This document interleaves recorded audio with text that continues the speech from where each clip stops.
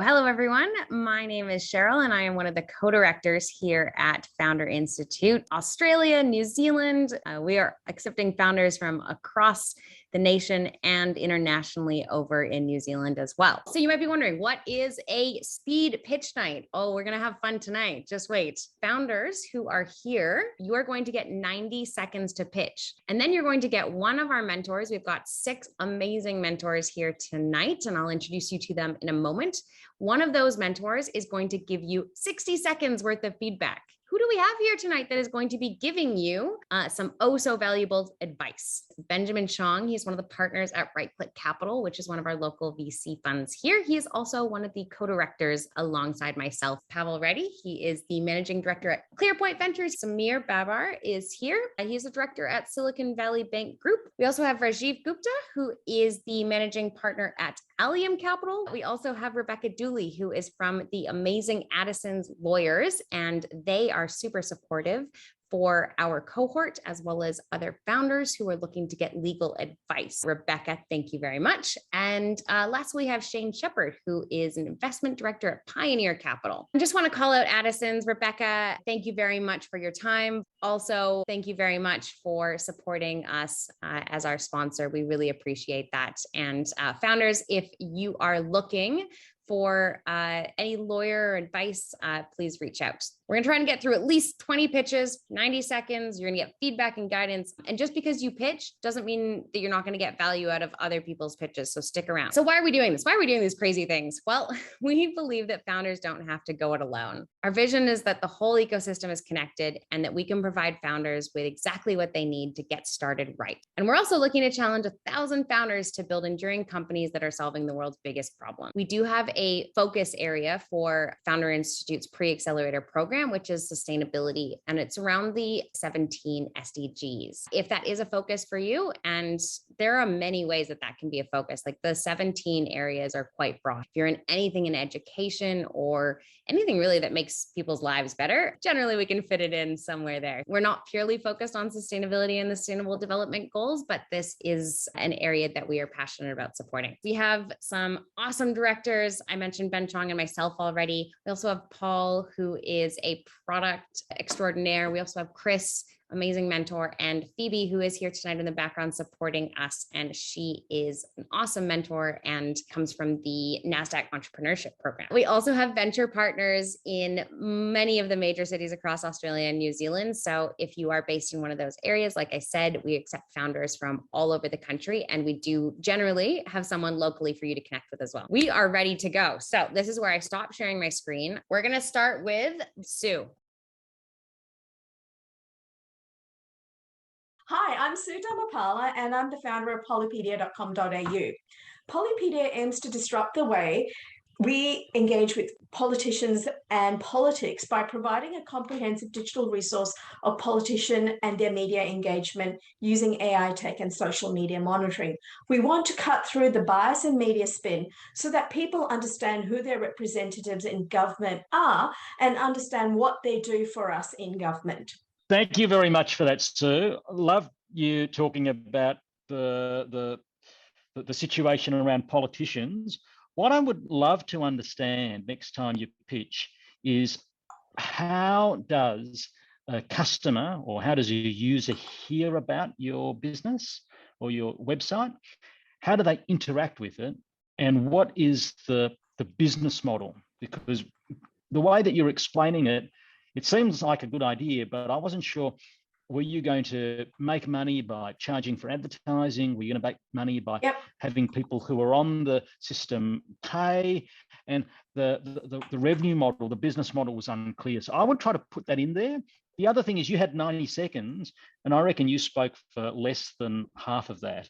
So it'd be wonderful for you to perhaps give a use case to talk about the problem in a bit more detail, and how you're solving it, how you will make citizens perhaps be able to better understand politicians and make better decisions when it comes to voting. I think Benjamin is very nicely summed up. So I was just trying to look for that sound, the money sound, where is that coming from? So we're looking at a subscription model. WillHQ.com is refining an operational app which simplifies will writing based on the recent COVID-driven law changes in Australia and elsewhere. In Australia alone, 10 to 12 million adults, over half the population, does not have a will. And the problem is that 50,000 roughly die annually without one. Dying intestate leaves a legacy of cost, delay, conflict, and distress, affecting hundreds of thousands of people. Now, our business model combines both B2C and B2B2C, but scaling the solution requires tech and marketing.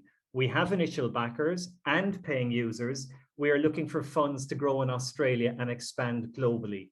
We believe we have a mass market solution to this very real, understated, under-recognized, under-serviced problem. Thank you. I'm Brendan Murphy from WillHQ.com. That was quite insightful. And yes, I do, even though I'm a scientist and consultant, hang around with a lot of lawyers, so I can see the relevance of the problem. So you've ticked off one case, relevance. My feedback is something like this will need legal or legislative acceptance. Has that something that you have considered along the way? Because a lot of people maybe wary about signing digital things. I mean, recently we moved on to PEXA for property transfer, so yeah, that took a long time. So hopefully you can get this going. The other point is, I mean, you have your buyers. You've identified that that's good. You've identified your team, potential funding, but how do you plan on marketing this? Maybe slide that in there somewhere. If you did, I overlooked that and I do apologize. But your financial model as well, you've got your stuff, you've got your funding, and you've got your route to market. It's how you market it to people, explaining the issue and how that can be very easily, and at a click of a few buttons, solving a fairly unknown problem. Steph McDonald. My startup idea is called Australian Uniforms, is developing an alternative process of ordering and maintaining school uniforms that help Australian families save time, money, and the environment, with clean school uniforms delivered directly to their doors on a weekly basis. It's literally just an idea at the moment, and I came along tonight to just hear about the Institute more than anything else. Looking at contracts with schools in Victoria, in particular in Australia, securing contracts with them and totally changing the way that the whole school uniform system works. So looking at more of a rental system rather than a purchasing system. And then with the delivery as well of clean uniforms to everyone, getting clean uniforms out. There's an array of different solutions. So I don't know what the correct one is yet. It is a good model, but there's a couple of things I will mention. Now, there is a stigma associated with wearing someone else's clothes, and there's issue about fitting, size, smell, and all those things. Yes, you can go to a 5-star restaurant, 5-star hotel, and you can have the robes, and sometimes people are not happy with that either. How are you going to? You don't have to answer that now. That's going to be one aspect that you probably have to address. And do you have a secret sauce? Is it something someone is doing? Because if no one is doing this kind of a service anywhere in the world, I'll be worried. Why not? And if someone is doing, I'll ask, what can you learn from them? There is someone I will potentially connect you with, so you feel free to reach out. In fact, someone had pitched a very similar idea to me. I know Benjamin is smiling and Pavel is also smiling. Yeah, someone has pitched exactly the same idea. They were actually talking about t-shirts. They haven't ventured out, and I think they will be very keen. And I've actually notionally said, I'll be a first investor, shook hands on that.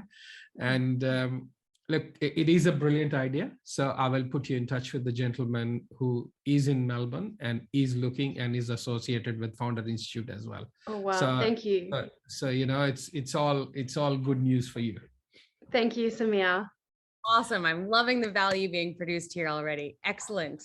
So my name is Ronnie. So my company Pelusiv is developing a Microsoft Excel add-in to help startups and small businesses to assist with financial modeling using data grouping method that enables users to follow a process that is repeatable, thereby reducing errors and complexity.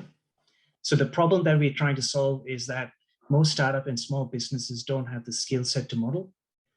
There's confusion around accuracy of the model. So VC firms and Small business spend a lot of time going through the model and fixing errors and checking if the assumptions are correct. Also the models don't have scenario analysis or sensitivity analysis. So we're trying to correct all this in a simple Excel add-in. How do we get this product to test it? We need it. I think what you're trying to do is very useful, and aligning with Microsoft, if you can get into their program of some sort, because you're building a product which initially will probably start out as a feature. So you've got to work out how you become an add-in, like a Calendly and like a Zoom and everyone else. So the integration is often the most difficult part. So if you're technically competent or you've got someone by your side, brilliant. I like the fact that you're focused on a market as well, because you are dead right. I mean, so many of our companies that we meet, you know, when you look at their models, they're unrealistic. So you are solving an issue that can help people. The question is, how much customization do you allow?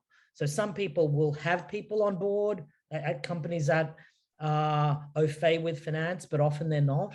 So the customization, I think, allows a lot of blue sky opportunity. But I like what you're trying to do, and executing on it is, you know, is something certainly of interest to people like us. If you want to follow up with me, again, another opportunity here, location-based modeling, if you're interested in that aspect within your Excel add-ins, please do get in touch with me later. So hi all, I'm Anugrah Nurewa. I'm from startup called Jaramba from Indonesia. So what we do is we simplify your daily journey by making mobility services more accessible in developing countries. We integrate public transport into a single platform where users can get trip information, pay cashless, and see real-time position of the bus that they're gonna ride. Our vision is to create a reliable transport integration ecosystem that makes life easier even if you don't own a private vehicle, because private vehicle is very popular in Indonesia. Congratulations for getting up here and doing this, because obviously it takes a fair bit of confidence and balls basically to come up and talk to a public forum like this. So firstly, congrats on that. I think in terms of, I have to say, I think probably part of the issue in terms of me judging this particular presentation is that in New South Wales, for example, in Australia, there's a free equivalent or an almost free equivalent of the app that you're suggesting in Australia, or in New South Wales. I know there's one in Victoria as well. So I think if you're pitching to an Australian market, you're going to have to explain a bit more what the actual problem is and how you are the one who is going to be fixing it and how you're going to be able to monetize it. So I'm not sure if you're looking for investment in Australia, but part of the problem you'll have in terms of how we think about things is the particular app that you're already thinking about is already basically publicly available and you pay $2 in the App Store. So hopefully that's helpful to you. I'm not sure if you're thinking about investment in Australia, but if you are, it's something that you'll need to think about. Just on that investment point of view, I think Benjamin might know somebody in Indonesia. Benjamin, I think you and I met at Founder X. I think you know the gentleman. Yes, indeed. And his name. Yeah. Mount Kajora. I've created a digital application called Dr. Smee, short for Dr. Small to Medium Enterprise. I've been working with small businesses for about 25 years, and what I know from all of them, most of them, is they don't understand their financials. They haven't got an idea what their profit and loss or their balance sheet means. So this digital application takes the data from manually or from their accounting software, and the end result is a report. They can run weekly, monthly, quarterly, what have you. But the report delves into their financials, giving them things like, look, your wages are 4 times higher than your revenue. But what I'm doing is gathering a collective of advisors. So we're going to come up with not just a report with financial statistics, but recommendations. So I'm trying to bring to the small businesses what big businesses and corporations have in resources with different advisory boards and consultants. We have a version that can go to practices and consultants, as well as directly to the small businesses. Dr. Smee is a bit of a customizable wizard, and you can enable him or not enable him, and he'll walk you through your financials. So it's a bit of a learning tool as well. We're leveraging the STEM program by AusIndustry and the R&D tax incentive. I've done a bit of research. There's 8.5 million ABNs in Australia, and 6.5 million of them aren't trading. I think there's a massive benefit to the economy if we can really get these businesses to improve. You kind of touch on quite an interesting topic, because there's certainly probably a good chunk of change that could be made in that space, but also think it'd be a wonderful thing for a lot of SMEs to learn a lot more about the drivers of their businesses. Sometimes you see some absolutely amazing operators who find and start these businesses, and often as small enterprises, they wake up one day and they've suddenly got 150 staff working for them, and they haven't really put too much thought into it. They just kept doing what they were doing. But there's plenty that don't get past 3 employees because they never managed to figure out what made their business successful. So I would probably encourage you to have a look at some businesses that I think you want to emulate. Businesses like Spotlight Reporting that are already integrated with the likes of Xero, MYOB, Inuit, Sage, all of the major sort of accounting platforms, and really try and help figure out, I suppose, how your product would be materially differentiated from them. Because a lot of those sorts of platforms who provide reporting and sort of semi-automated reporting, in fact, seek to provide some insights like that already. And I think there's a lot more that can be done in that space that isn't being done. And I think you'd be onto something if you can find that white space. But what you sort of described there is probably not too dissimilar from Spotlight itself. We've made it multilingual as well, as finance is a global commodity. We can translate everything into Hindi and Spanish. And that might be exactly the right angle, is that some other languages are poorly supported. You know, you might find that actually Portuguese might be a really good way to go, because there's huge Brazilian business community that's totally underserved with these kinds of products. I'm not sure. That certainly might be an angle to it. But I think that there's some great businesses out there that you could probably pull together some research and understanding of, and understand what their sort of key features and ways that they look to serve their customers are, and then really go, okay, where's the underserved community in this space? And I do think that no one's really cracked it particularly well for SMEs. Even if you think of Spotlight, it's actually used predominantly more by accountants because it's still a difficult tool. Correct. My name is Ken. I'm based in Auckland. My company, Vendata, is developing a consumer data marketplace. We aim to help the marketing managers buy data for their consumer research, also to launch their digital ad, and also eventually to amplify the customer loyalty for a very low transaction fee. We also help the online shoppers. Those are the sellers of their data, and we try to convert their data into instant rewards. And the secret sauce is a complete set of marketing tools so that the businesses can help with their data privacy regulation compliance, and a set of the privacy tools for users in order for them to get full control access of their data. And appreciate you sharing your presentation. And I agree, this is a big area where you've got a lot of advertisers and marketers who want to get in touch with the right customers. What I'd be interested in hearing in the next version of your presentation is how you're different, perhaps, from the other players in the market. And it wasn't clear to me, is this something that both the marketers will interact with and the consumers as well? Because as a consumer, I don't really interact with data warehouses or advertising warehouses of data. So trying to perhaps provide a little bit of clarity as to what is the interface by which a consumer will interact with you, or the underlying way that get to you, and likewise with the marketer. I can see how you make money, and that is by charging access to this data from marketers and so on. But I think just being clear as to where you sit within the network, I think that would be very helpful. The question is, you get the data from business, consumers, or public domain data? This is the consumer marketplace. So users are willingly sharing their data in return of something. I think that's the question. That's something for next conversation we'll probably have to validate that. Hi, I'm Brittany. I'm a registered midwife. I'm also the co-founder of Brittany. So Brittany is developing a monthly, I'm so sorry, I've got a 6-month-old here. All good. My company, Brittany, is developing a monthly vitamin subscription service to help female consumers aged 25 to 45 get the right prenatal supplements by delivering convenient 30-day vitamin packs that offer targeted nutrition tailored for each stage of their prenatal journey for as little as $1.50 a day. As a midwife, I found that there was a gap in the market in terms of convenience for prenatal supplements, and particularly for supplements that helped women throughout each stage of their pregnancy. So my product will be providing convenience and nutrition based on where that woman is on her fertility journey. So from preconception, first, second, third trimester to postnatal. So I'm looking at the whole prenatal journey.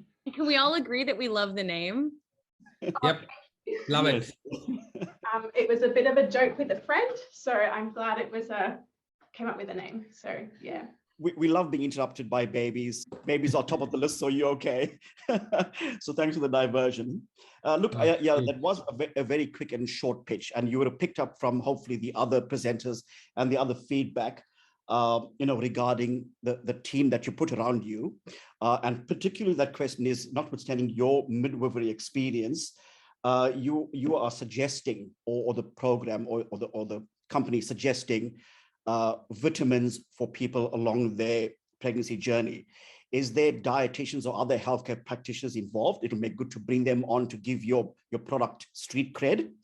Yeah, so I've actually spoken to manufacturers, and I have got advice. So it's already ready to go. It's just getting putting it out there and getting that kind of feedback. Yes, okay, because look, my limited understanding is it may not be a one size fits all, so it needs to be tailored. So get the team around yourself. And, also, I think we're all aware of the need of this, of the need for a healthy, sustainable diet / vitamins throughout that pregnancy journey and beyond as well. Your financial model, you mentioned something about the monthly subscription.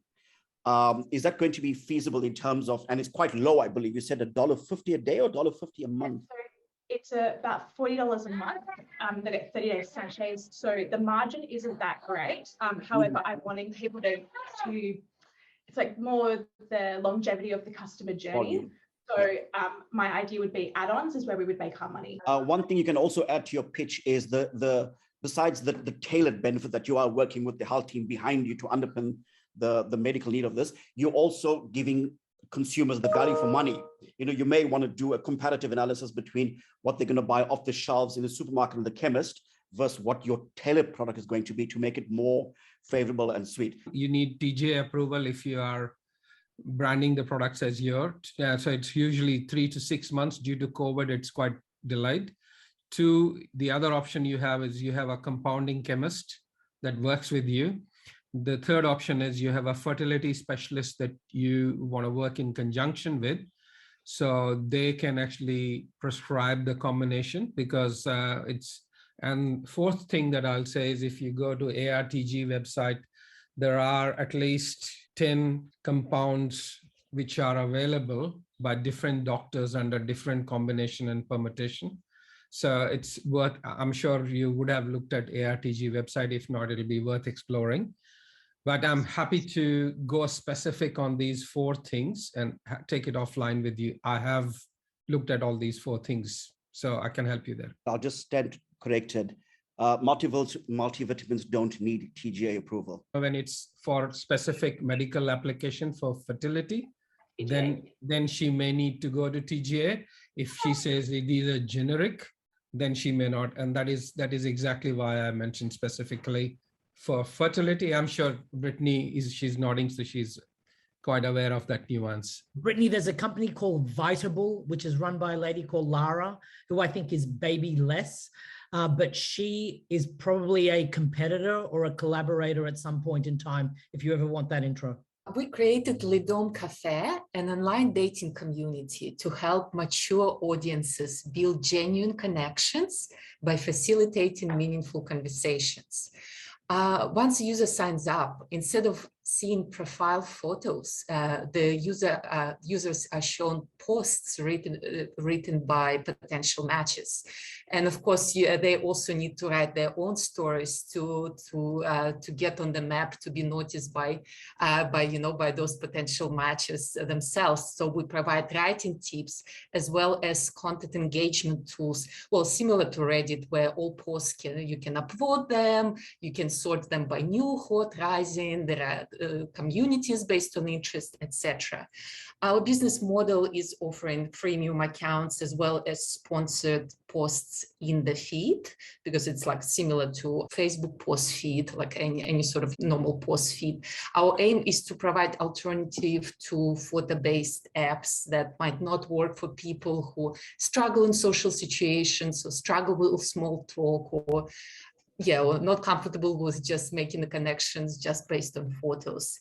We're planning to acquire customers via social network advertising, because this is where we can make it more targeted as an age, single status, maybe some interests. And we also started working with content creators, mostly bloggers who specifically cater to our audiences, which is people over 40.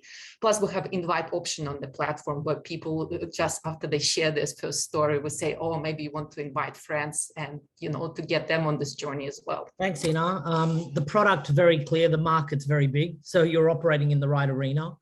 The things that you may want to consider is people tend to be very visual, especially if you look at things like Tinder. So you're offering a very different experience. So to get that experience right in terms of posts and writing tips, etc., will be critical. But I think an element of visual is key, and I'm sure you've thought about it and you will test it. From an audience set standpoint, you're focusing on the ones that don't have a lot of price elasticity, which is very good. They will pay as long as they get an outcome. It'd be good for you to maybe start with a targeted audience and get the outcomes, because then on social that will flourish. Because the hardest part about businesses like yours, where the opportunity is big but it's very competitive, is people care about already experiencing that. Yeah. Yes, it is very competitive. And so since Tinder stopped, you can do free, but you can't actually connect. You need to pay. And so if people care, they will pay. So you've got to have a single feature in there that ensures that people remunerate your business to ensure that you generate your revenue and you validate the business. But big opportunity, and I think you positioned it well.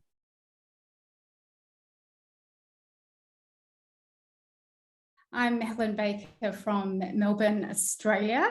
I am the founder of an organisation called Spill the Beans, which is like a TED Talks for kids by kids. In addition to our inspirational kids talks, we also produce a show called Pitch Fest, which is where young people pitch their charity and business ideas to leading entrepreneurs from around the world. And we've had Mark Randolph, co-founder of Netflix, Matt Higgins, Shark on Shark Tank USA, Naomi Simpson, a variety of sharks and entrepreneurs and business people from around the world on the show.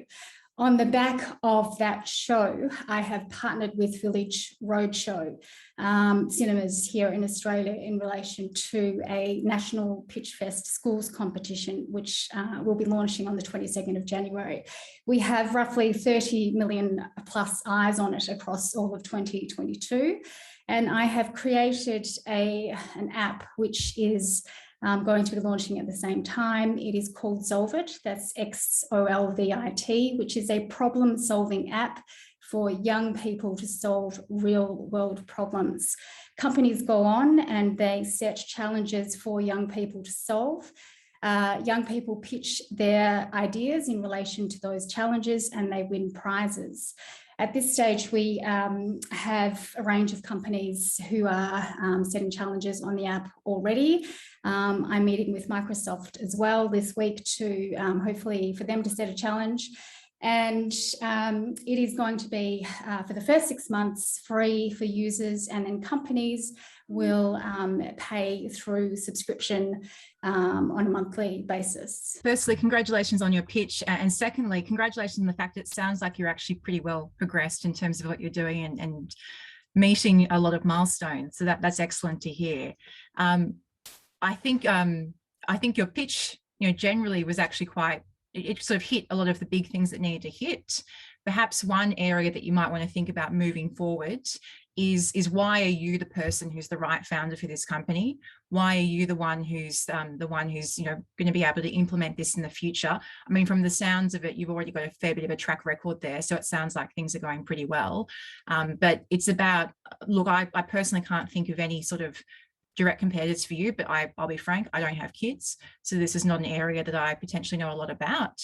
But I think probably something that might be helpful is, if there are competitors, why are you different? And if there aren't, why are you the person who's going to be able to execute this premise in the future? You may want to also look at Kaggle's, Kaggle, Kaggle's original business model, because they were also into problem solving, but the focus was analytics. You are also looking at problem solving. So some of the ideas you may be able to leverage from there.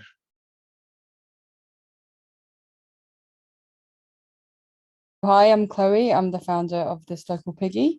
This Local Piggy is a New Zealand-based multi-cuisine ingredient marketplace that allows diverse communities to buy products from multiple local businesses and receive the ingredients in one single delivery.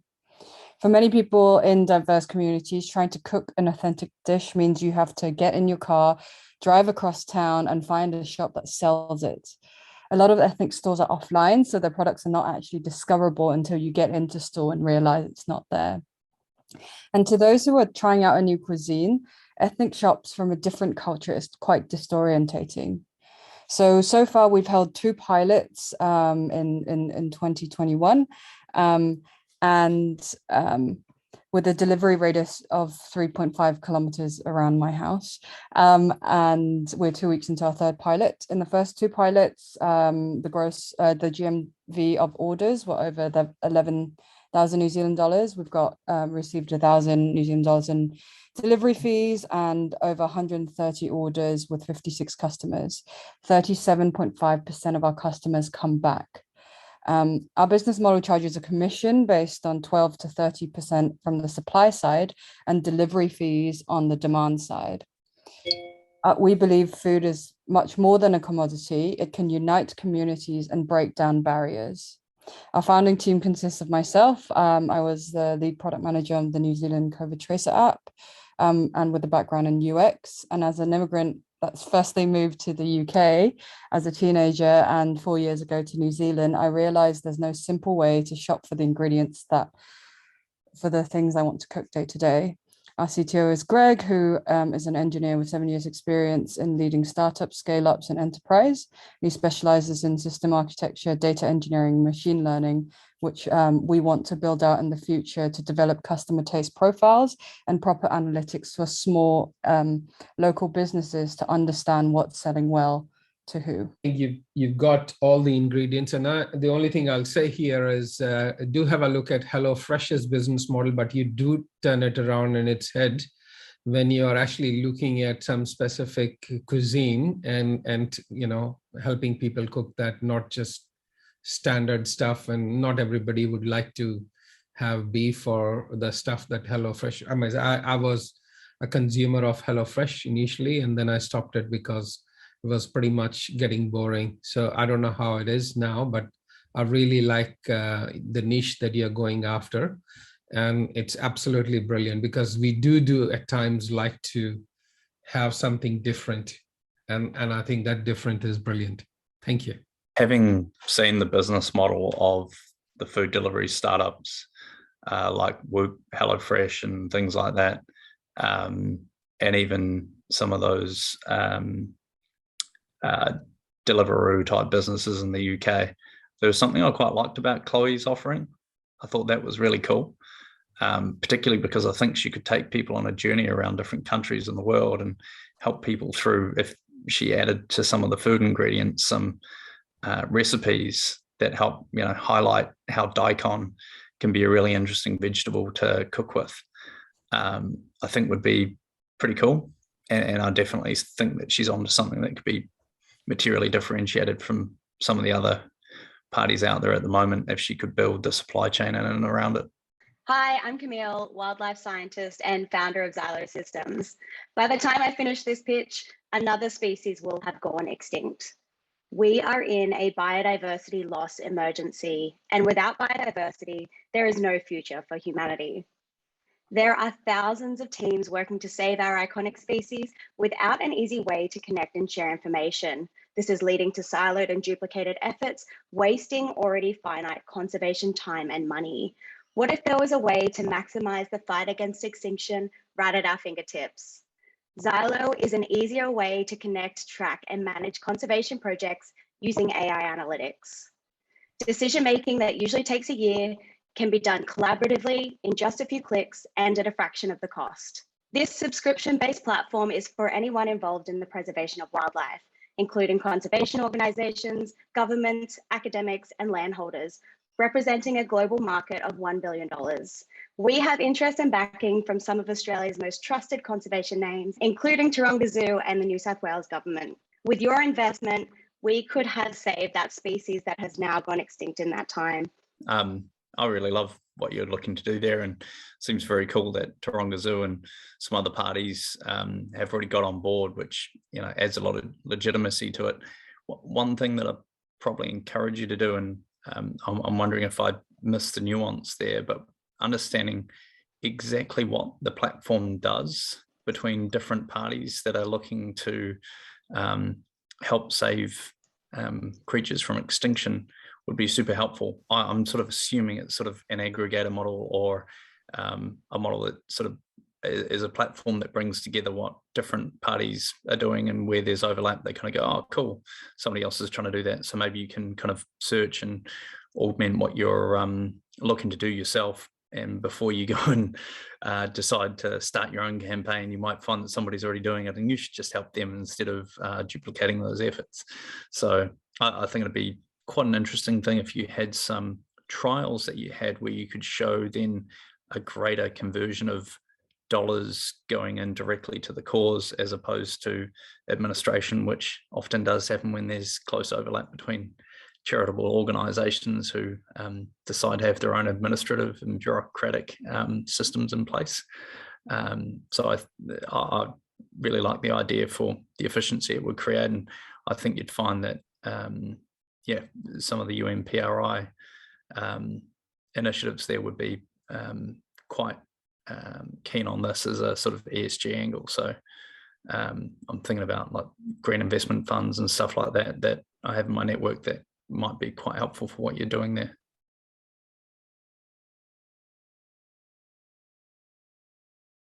I'm Marcel, I'm in Auckland, and I have launched Bad Rabbit. Bad Rabbit is a drinks delivery service aimed at parties, weddings, and events.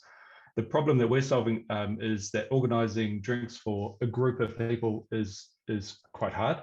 Getting the right mix, the right quantity, the right mix of wines, beers, non-alcs, and so forth can be quite complicated to the average person.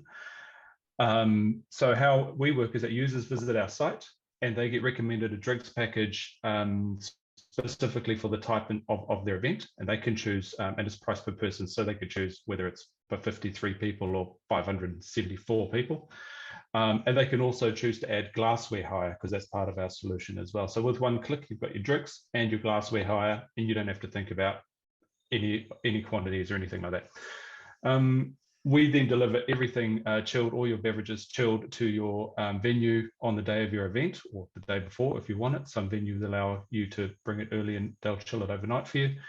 The vision is to develop our technology into more of a almost like a personal or virtual event manager. So you'll come onto the site and the software will take you through the process of kind of choosing, building a package and choosing what's right for you, and also to develop the brand into a lifestyle brand. Most entertaining lifestyle brands come from a food perspective. There's not very many that come from a drinks perspective.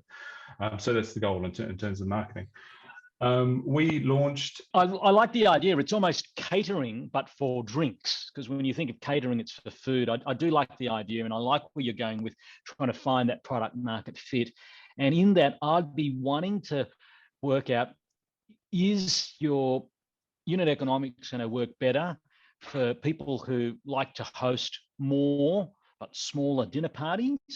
Or is it going to work better for people who are hosting fewer but larger weddings, parties, large type of events, baby celebrations. So I think trying to get a handle on that would be really interesting. I do know that there has been an increase in the number of these home delivery services specifically for alcohol, but it sounds like what you're doing is a little more curated than getting a six-pack or a double case and a bottle of Sauvignon Blanc for someone's party. You're, in fact, curating a selection that is for their particular tastes and budget.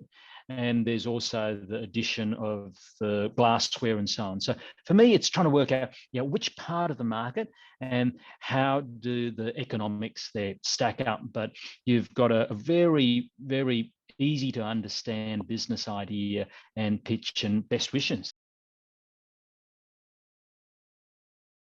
Eddie from Urban. So we're building the simplest location intelligence for everyone to know precisely about the places they love and love the places they live, and assessing any given address around the world in less than 8 seconds. So I started this journey for my best friends, Annie and Chen. They're a married couple in their 30s and looking to buy their next home. So after shortlisting a few properties, they often find themselves in those heated discussions about which property was more convenient than others, and they were at the verge of breaking down multiple times. So even though they went through the emotional hurdle and finally settled at the place, they later learned that they paid a hefty premium for the delay. So, and trust me, Annie and Chen are not aligned.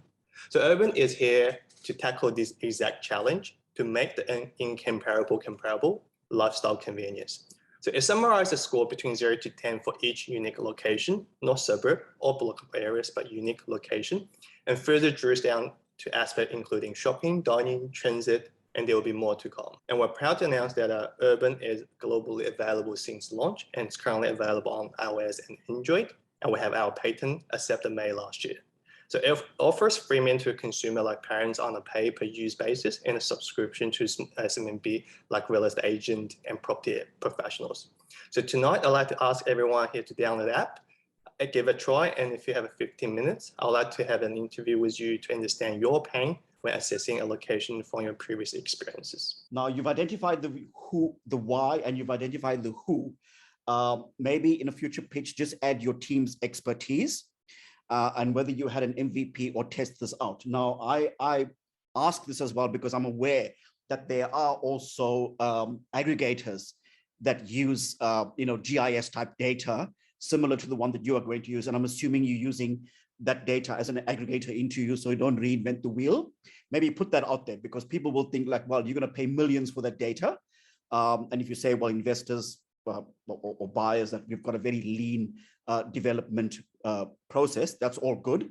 But like I said, my two main points are your team, an MVP, and if you can get a real estate agent or, well, somebody big to use the product and give you a pitch in their marketplace on either Instagram or some other social platform to get you out there. Because I'm sure that there are some people elsewhere in the world with this idea in some form or shape. So you want to be ahead of the pack. So just try and find a differentiator that puts you out there. Eddie, just one thing I'll mention, you may want to check CoreLogic that provides the data in this field. What Pavel said, just collaboration with buyers agents and sales agents.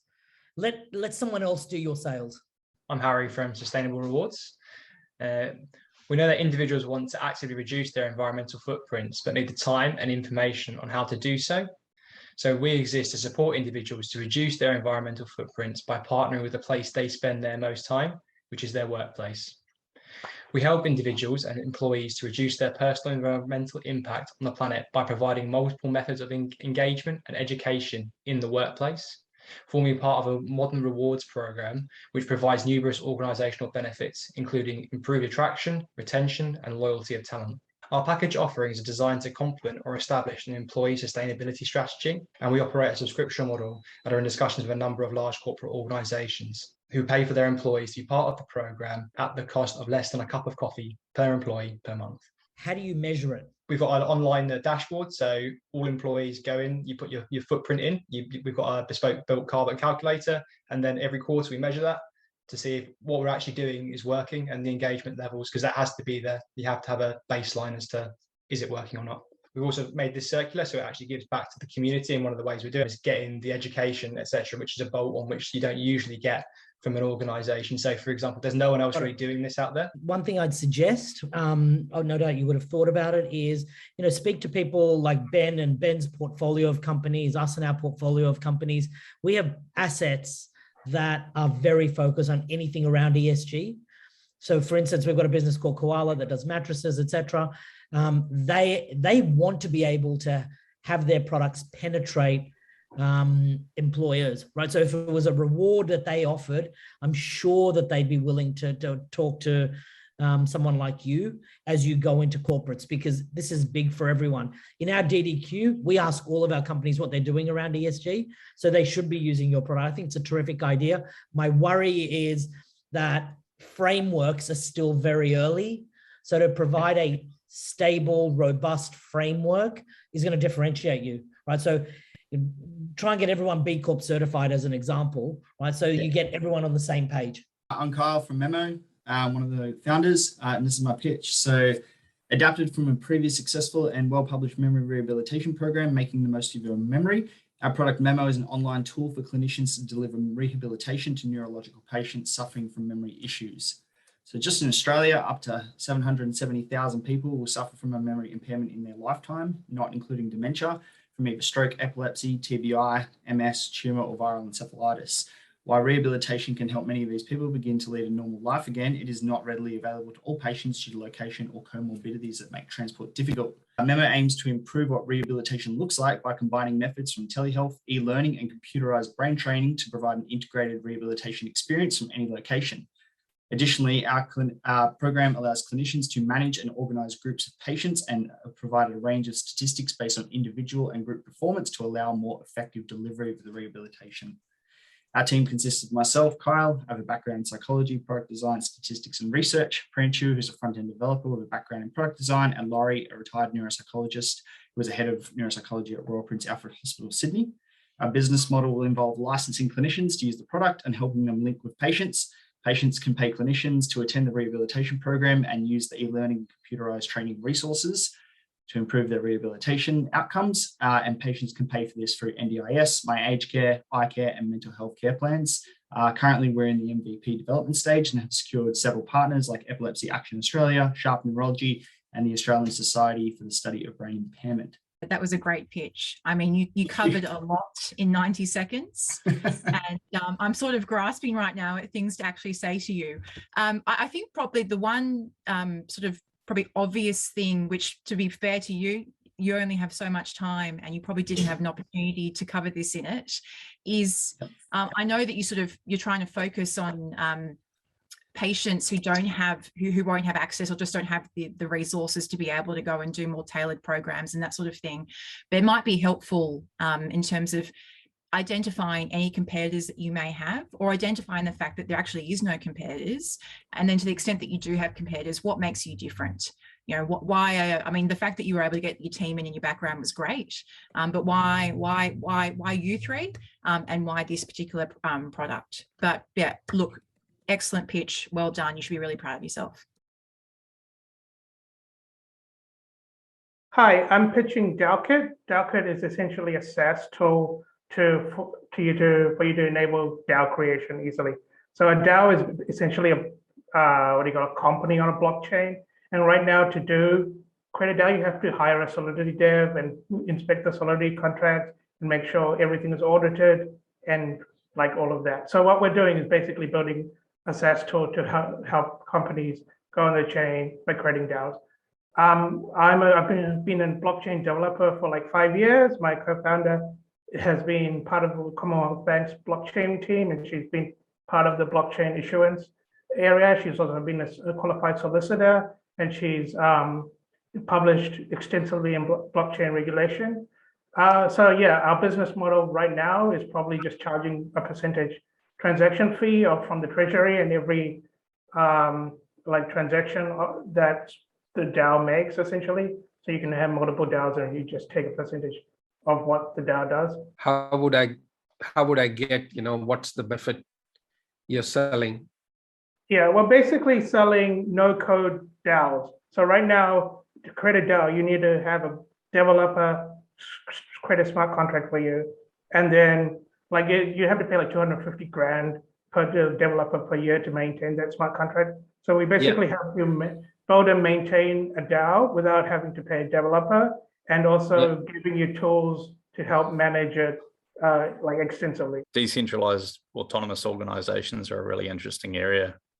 And one of the things that I think you want to be able to do when you're making elevator pitches like this is recognize that not every investor you speak to is going to know that's what a DAO is.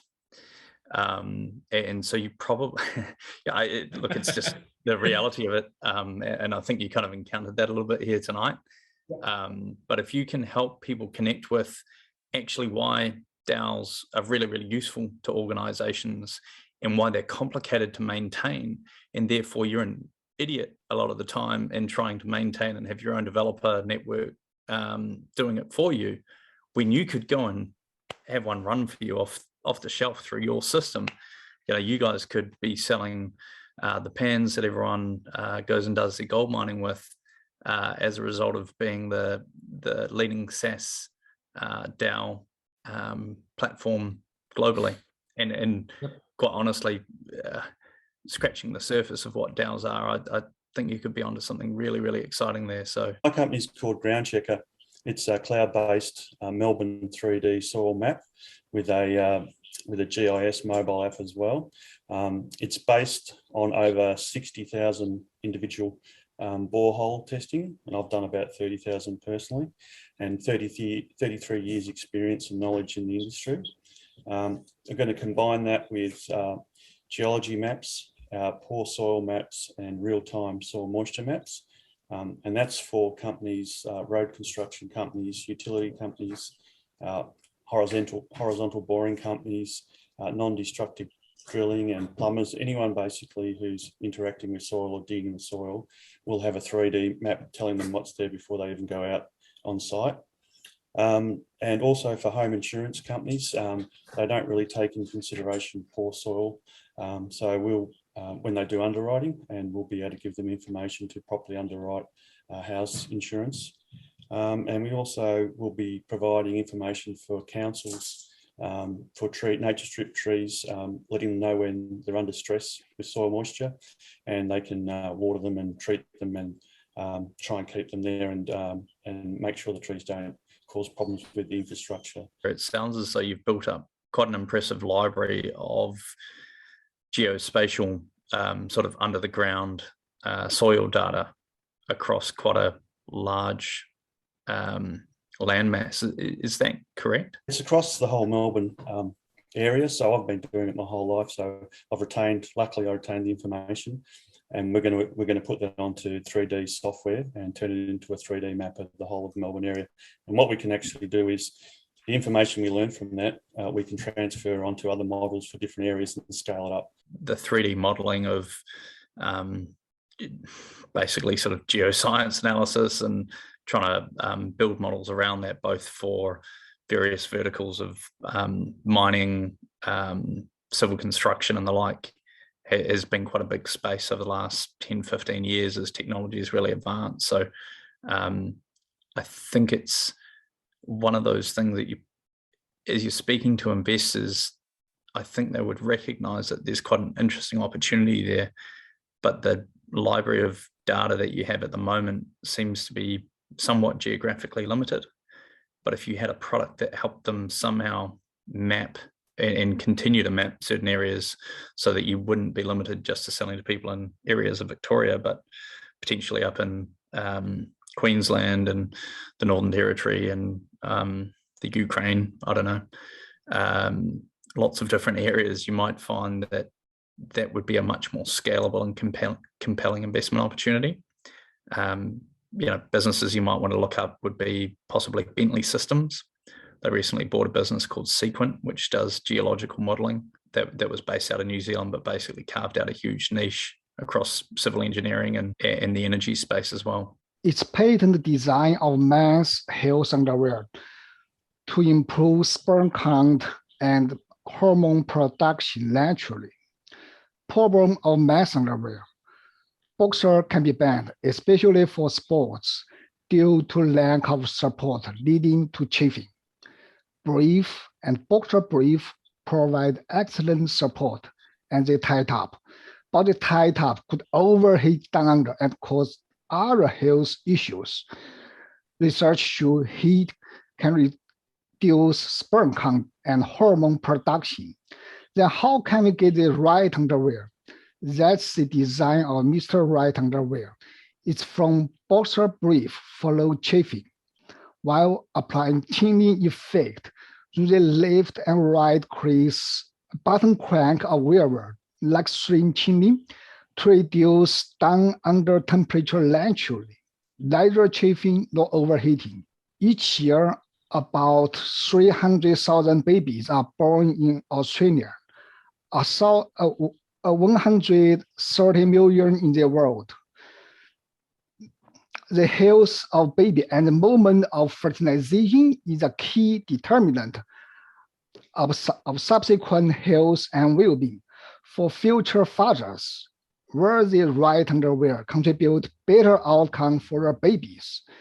Great future of humans rely on strong babies. I'm looking for investors. Together, we can make history and change men's underwear forever. I'm assuming that there is medically supported evidence that the lower temperatures are going to aid the fertility or the strength of the sperm, and that they're also going to aid the production of good hormones. So let's assume that there is sufficient medical evidence around that. I think the question for me as I hear this pitch is this a problem that men and of course their partners feel that they have? And I don't know. I wonder whether there needs to be some market research or some kind of time spent talking to people who are guys as to do they think this is a problem? And if so, well, would your solution of having this special underwear allow for the betterment of not only the fertility, but also the hormones? Because I think there's a lot of things in life that we know are good to do. We know that it's good to say exercise, or it's good to eat less food, but we still do it anyway. And I think is this a real problem that men and their partners have when it comes to conceiving? And is it also a real problem that men perceive that their hormones could be better regulated if they took more care of their underwear? Everyone here tonight, I cannot believe how impressive all of your pitches have been. Honestly, you've blown me away. And I think from the mentors' faces, I think you've also done an amazing job with them. So thank you for tonight, everyone. As you've got such limited time for people to know what your opportunity is that you're looking to exploit. So make it really clear that anyone who knows lots or absolutely nothing about the space that you're in is able to realize that there's either a trend that they need to be absolutely on here. Sometimes it's not a problem. Sometimes it's actually a direction that a market is moving in a really strong tailwind that you're going to capitalize on. Sometimes it is a problem that you're solving. It's a really hard problem. But in both instances, I think it's really important to make that very clear.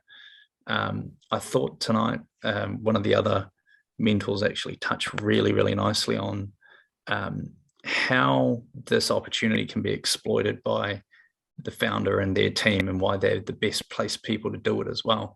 Because quite often, just because there's a great idea and a fantastic opportunity doesn't mean someone's going to invest in your startup. They might invest in a different startup because they think that's the best team. So helping people understand what your credentials are and what your team's credentials are. And I think a few of the pitches did that really, really well. And then the last thing is investors don't do it just for the love of it. they do it because they love it and because they want to make money. So helping them understand how that economic model is going to deliver substantial returns for them to compensate for that risk, and how you're going to be popping champagne in 5 or 10 years together at the party celebrating your listing or big sale to a trade buyer, I think is the third point that you really want to get across in your 90-second pitches. So just to recap on that: opportunity, why you're the right people to be backing, and how you're going to make money. And if you hit those things really well, you're going to get a pretty good response to your elevator pitch. And sometimes they're more socially conscious initiatives, as we heard a couple of tonight, and sometimes it's more philanthropy that you're looking for your funding from, which is totally fine too. Just know who you're pitching to. As somebody who's wanting to invest is looking for that ka-ching or that liquidity event, or the popping of the champagne sound. So I think that's the confirmation that anyone who's kind of listening to is also thinking about what's the liquidity event where we can pop the champagne. So there you go. Summed it very nicely, Shane. Thank you, Samir. We had a question, actually. We do have a question probably for all of you. As an investor, how often do you take on pre-revenue or pre-seed ventures? At Pioneer, you got to be doing somewhere between 20 plus million revenue before we probably look at it. So it's very different depending on whether it's me professionally at the firm or me personally with a bunch of like-minded people who like to back some pretty exciting businesses. We allocate around 5% of capital to ideas that are pre-revenue, pre-seed, but they're predicated on either a person that has had prior track record and success, or an idea that's so difficult to understand but sounds so good that it may end up being transformational, or third and finally, someone that's left industry and is coming with big partners already in hand. I come when I see a bit of growth and a bit of traction happening. So I like to see that happening for the ventures, and that's when I take interest.